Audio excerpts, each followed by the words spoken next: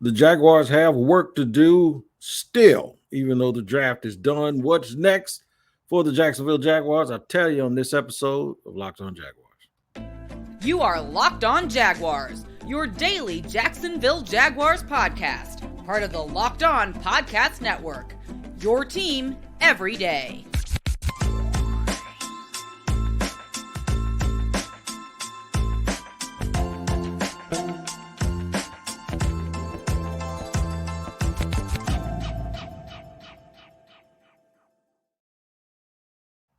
What is up, folks? What's happening? It's Tony Wiggins, your host of the Locked On Jaguars podcast, and we welcome you into today's show by first thanking you for making us your first listen because it's your team every day. And we really, really, really do appreciate you and value you. Shout out to my everydayers. Make sure that you subscribe to our YouTube page for free, Locked On Jaguars, Locked On NFL as well. And wherever you get your podcast every single day, make sure you tap in to make sure you hear us there so you do not miss an episode. The draft is over, and there are a lot of people in my business and in my industry that while we love the draft and we love the content and we love the new audience and we love all of the people that go back and forth and the content that creates itself and all of that stuff, nobody's ever going to complain that does this for a living, especially if you're getting paid to do something that you actually enjoy. But I will tell you that over the last 3 or 4 days, I probably had some nice discussions with maybe 30 people in our industry. And there is I'm glad that's over with. And I'm going to tell you what happens during this time of the season. You get so overloaded with the analyzing that you almost get paralyzed. They call it, paralysis from analysis. And going back and forth and hearing all of the draft talk, and we got to put up with that from each other. But boy, when you really hear and you see the fact that we also have to deal with it from folks that just love doing this, that don't really get paid to do it from a vocational standpoint. And it's really, really, really something that makes us go, this is a big deal, right? But you also have a tendency to probably get a little bit fatigued when it comes to all of the stuff and all of the prognosticating and hoping and wishing and the arguing and the cat fighting and the scratching amongst fans. I'm not trying to complain. I don't want it to sound like that. I love what I do. But to a man, everyone says, glad that's over.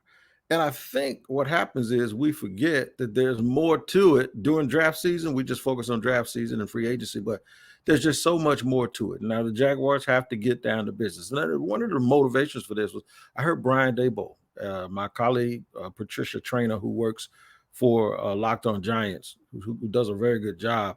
I saw one of her questions that she asked Brian Daboll, and he said, well, we were in phase 2. Now we're in phase 3. And I used context to realize what Brian Daboll was talking about was the fact that while we're doing this, we're focused on this. And while we're doing this, this is the phase that we're in. And now we're on to something else.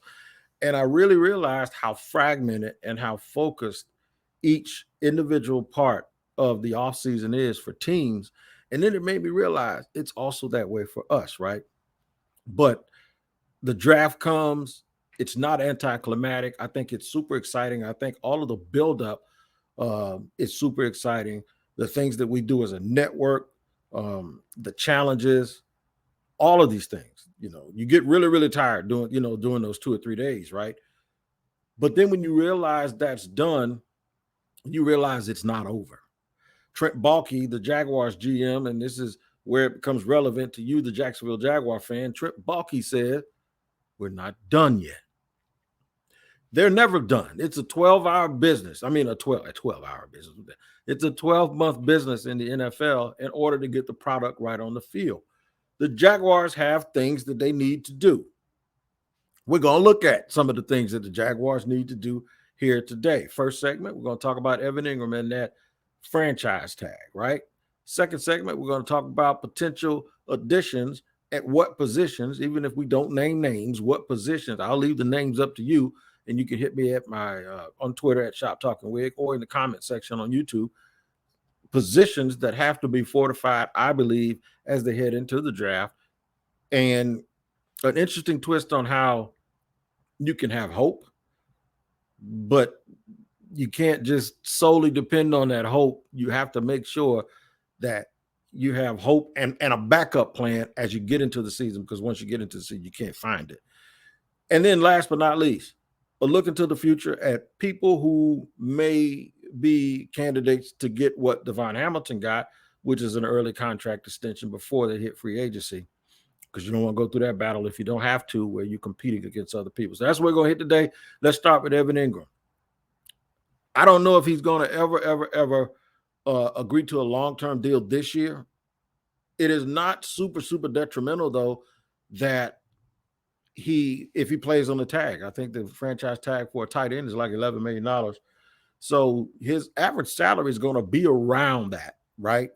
But we all know that whenever you have a longer term deal, you can amortize the bonus and have the first year salary low, put cash in his pocket, then spread it out over the life of the contract.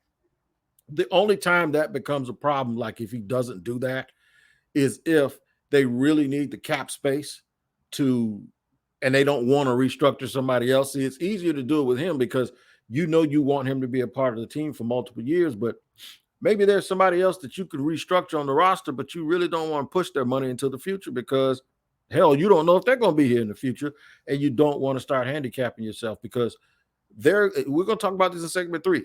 The Jaguars are in a good territory right now, but in the very, very near future, they're going to be one of those teams. They're going to be like one of those teams where they don't want to be pushing too much money in the future, because they're going to be doing that with their quarterback when they sign Trevor Lawrence to a contract that's going to be at least $300 million, in my opinion. I say three, that many, right? $100 million. So therefore, I'm a firm believer in getting stuff done earlier. If you get it done early, you might get a little bit of a discount. When it comes to that quarterback, you ain't getting no discount, because it appears as what's happening is everybody's going to look at the last guy.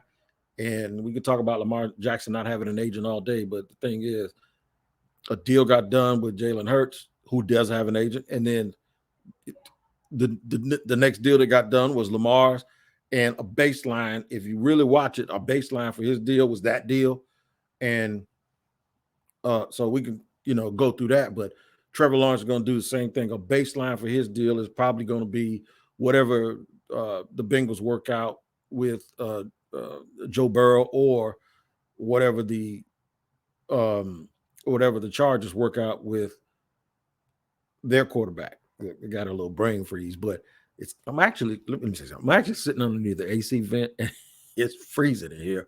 So that's why I can't sometimes remember names, but Justin Herbert, that's his name. So, and that's a very interesting thing. Like, we'll talk about that too. If I'm Trevor's agent, I'm watching both of those. Like, you might not get Joe Burrow money because he's been to 2 AFC championship games, and he actually went to the Super Bowl and was real close to winning it. But Justin Herbert's going to break the bank. And if I'm Trevor Lawrence and this crew, I'm like, I got to get more money than that dude, right? So those are the things that you have to worry about, be concerned with Evan Ingram and his franchise tag. It may hinder you to sign someone, a veteran free agent at another position, which we're going to talk about in segment 2. But I don't mind if he plays under the franchise tag. I did mention this earlier in the week. If he decides to gamble on himself and play on that franchise tag, I mean, it's not that much of a gamble. You get $11 million just to play this year. That's a lot of Skrilla, right? But if his numbers go down, he better hope that the team's success goes up, because that's the only way he'll justify getting even a bigger number than he's asking for this year, or at least the same number. Because the Jaguars figured out how to spread the ball around to other people, especially that rookie tight end they got, and Evan Ingram's catches go down to like 40. That doesn't look as good as the catches, the amount of catches he had this year. That was a record for him, a personal best for him, catches and yards. So as well as touchdowns. I expect all of those numbers to go down, even though his impact could remain very high, especially if the team is able to do better than they did last year. We'll discuss that and more, getting into who they potentially could go for, and it could be helped a lot whether, if Evan Ingram does sign a longer term extension to take his cap number down, they could give that cap space to someone else. We'll discuss that and more here on Cinco de Mayo in Locked On Jaguars. All right, I gotta let you know about today's sponsor, and that is Built Bar, man. Let me tell you something. If you are missing out at Built.com, the Built Bar and the Built Puffs are absolutely delicious. If you're looking for a great snack, but you don't want all the sugar and the calories like me, I can't take that stuff, then you need the best tasting protein bar ever. How about 17 powerful grams of protein with only 4 grams of sugar and only 130 calories? That's what you get at Built. And we had been telling you to go to Built.com, and you can definitely still do that. But now you have another opportunity. Go to your local Walmart or Sam's Club while you can still get your specialty flavors at Built.com. Walmart, go to the pharmacy section. You can get a 4-bar box of Built bars. If you go to Sam's, you can get 13-bar box. And my greedy self would be right at Sam's because they are absolutely delicious. So make sure you check out Built Bar products at Sam's and Walmart, and make sure you still tap into Built.com for any new releases. They're always coming out with new stuff, but make sure whatever you do, you end up with a Built Bar in your hand. All right, man, running it through here on this marvelous Cinco de Mayo. Happy Cinco de Mayo to all who are celebrating that wonderful, wonderful festive holiday. And look, thank you for allowing us to be a part of this holiday. And I'm going to partake a little bit myself and dance until my hips allow me, at least as long as my hips allow me to do it. I'll get out there and move around a little bit. But you don't need hips. You just need ears to be here on the Locked On Jaguars podcast, because it's your team every day.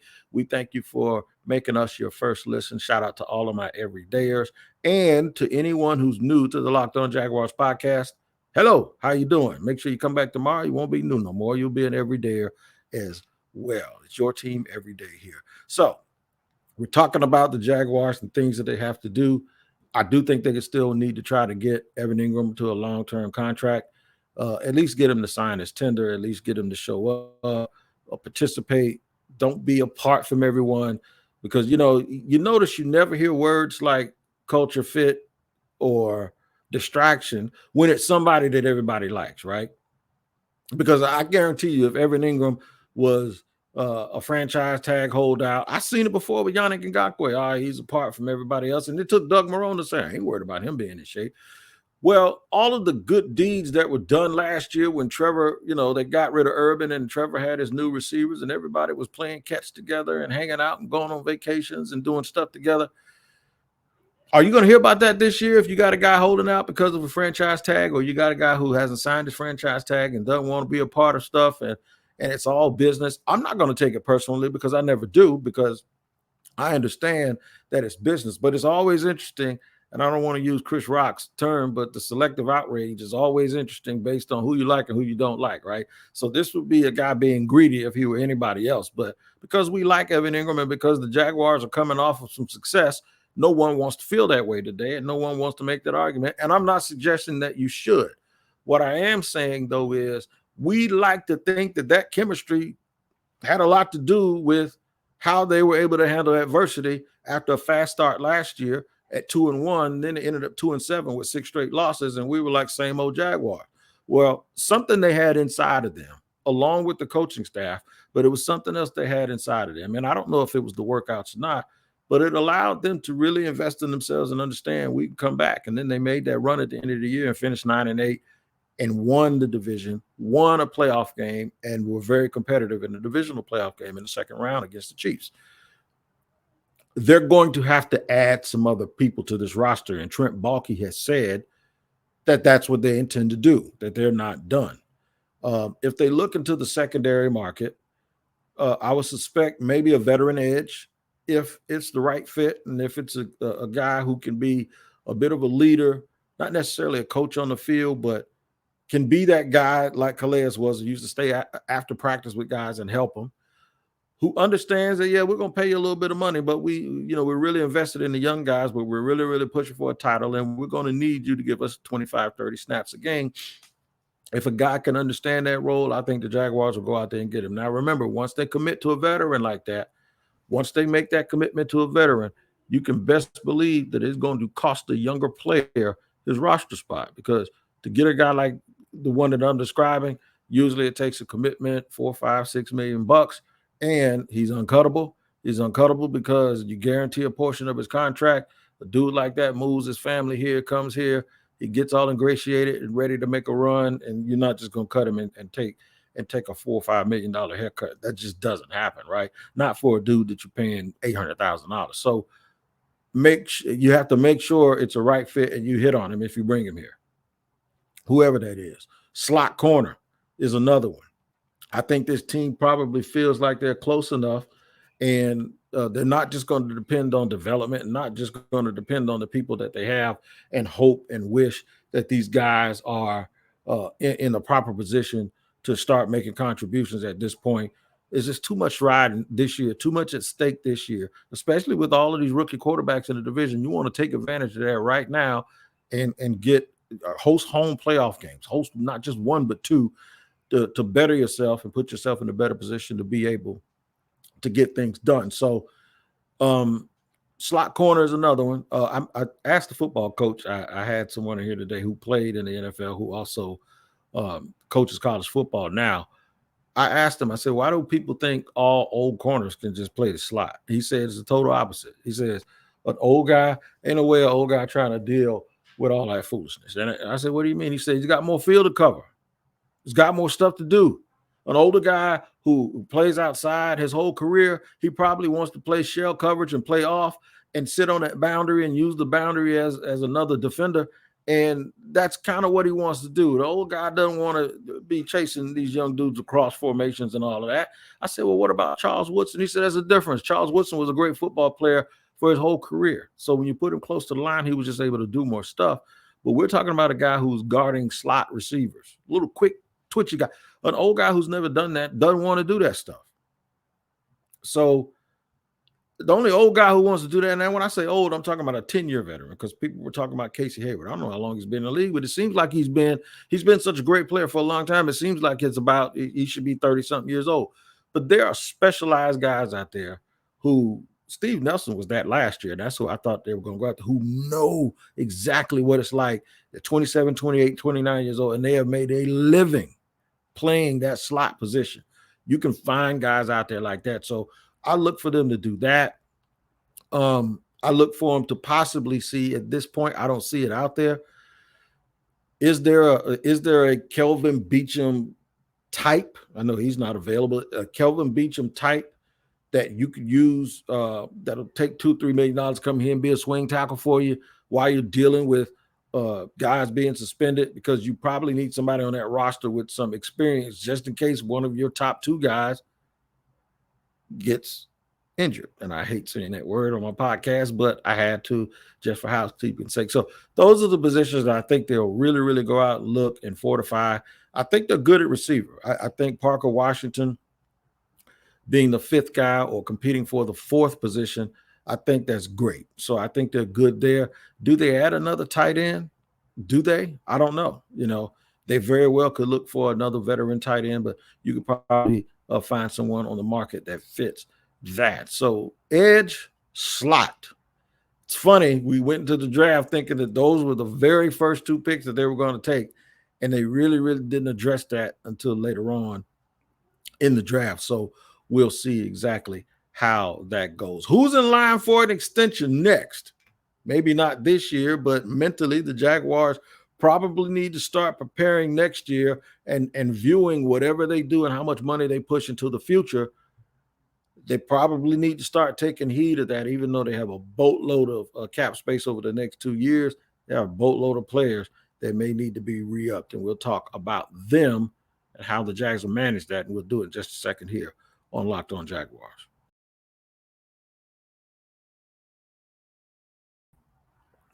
All right, third and final segment here of Locked On Jaguars.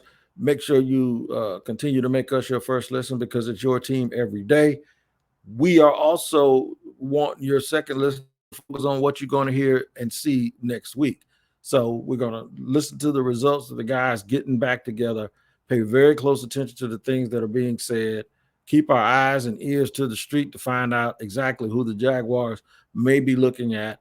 That'll piggyback off of segment 2, the one we just did, and see if there's any new information coming out. So make sure when we do that on Monday. And then I'll put out another What Would We Do Wednesday or another mailbag. We're going to always figure out what we're going to name it. But I get a ton of interaction with that. So I'll make sure around Monday or Tuesday we put that out. So make sure you watch my Twitter page at Shop Talking Wig, and it'll even be on the Locked On Jaguars Twitter page to find out exactly what the question will be and what we're looking for. Y'all stick to the formula. When I say who are the 3 most important non-quarterbacks, I mean players. I had people mention all execs yesterday. I ain't talking about them. I'm talking about people with pads and helmets on. I ain't talking about nobody standing on the sideline with a whistle or who's sitting up in the press box with a suit. I'm talking about somebody who's actually going to be on the field. But I appreciate everybody being so clever, okay?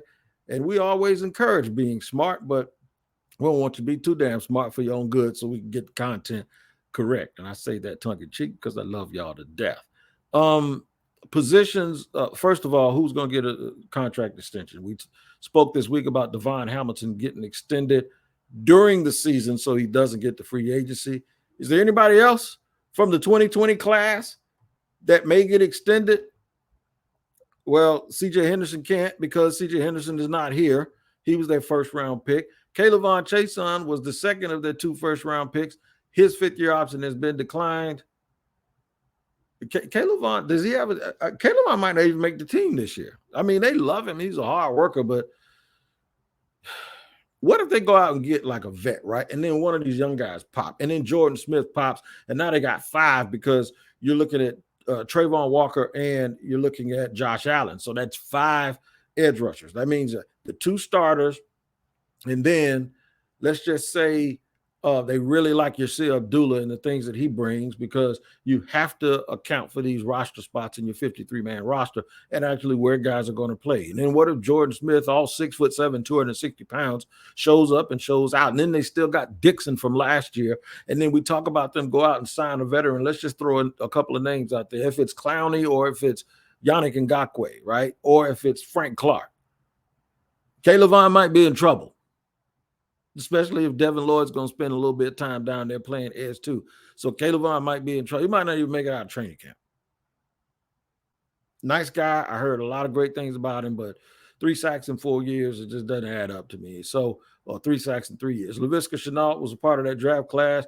We know he's gone. He left last year. See, that's what I'm talking about a guy not making it out of training camp. That's exactly what I mean. Devon Hamilton was the 3rd-round pick. He got his bread. Ben Bartch, who probably won't be back for training camp, but they really like him development-wise. They like where he came from. They like his extension. He just got hurt last year at a very, very critical time.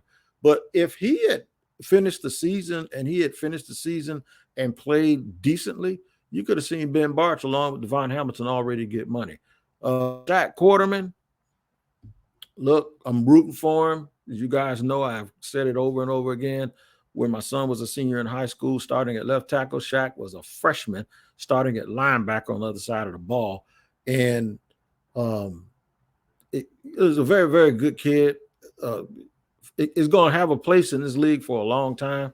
You know, it's just that he played here at home. We got to see if that's going to continue to happen. Daniel Thomas, and nobody else on there is going to get an extension. So who is going to possibly get an extension next year when they're going to have to re-up Trevor Lawrence? Who are some guys when they have to re-up Trevor Lawrence? Who are some other guys that they have to look for and they're going to have to look forward to paying? Well, you can look right in the exact same draft where Trevor was selected, right? In the exact same draft, in that same first round, Travis Etienne. I don't know if they do ETN early. I don't think, because he's a running back, especially with the presence of Tank Bigsby. I just think you just wait and let Travis Etienne play it out. There's no reason to do it early. You just probably wait until the actual fourth season while he's in season, that's what Devon Hamilton's in now. So you actually wait, or you sit there and try to wait after and see what happens. But if there's a candidate to not get redone, you got to always think running backs, because the life expectancy of backs. Tyson Campbell, in my opinion, will never, ever hit free agency. And if he does, the Jaguars are crazy, because Tyson Campbell is going to be a dude that probably will command $100 million. So it's probably best that the Jaguars do something early. He may be a guy that they use that tag on, because if they go ahead and re-sign Trevor, I'm going to get through some guys that aren't draft picks. Walker Little is going to be due at the same time. So will Andre Cisco. So this is a big year for Walker Little. I think Cisco's already cemented himself as a dude that you want to keep off the market as well, especially at the free safety position. Walker, this is the one thing about having a decent draft, especially a draft where a lot of the guys have played while they're young, and then you have some success. This is what Trevor did. Trevor came in along with Doug Peterson, and they had a whole bunch of success for a bad team who picked high, and a lot of the guys in the 2001 draft have played a lot. And when those guys have played a lot, that means that they're going to command or demand to get paid a lot.